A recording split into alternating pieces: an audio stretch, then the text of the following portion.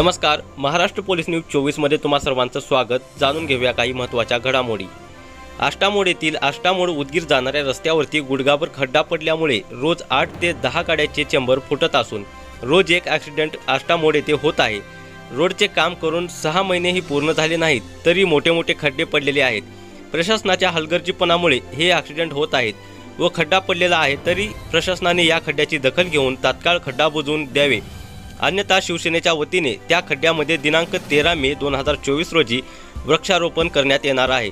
तरी हा खड्डा लवकरात लवकर बुजवून द्यावे ही नम्र विनंती। महाराष्ट्र पोलीस न्यूज 24 साठी लातूर जिल्हा संपादक नागनाथ ससाणे। अशाच नवीन बातम्यांसाठी आता सबस्क्राइब करा महाराष्ट्र पोलीस न्यूज 24 या न्यूज चॅनलला। व्हिडिओ आवडला असेल तर लाईक, शेअर आणि कमेंट करायला विसरू नका। धन्यवाद।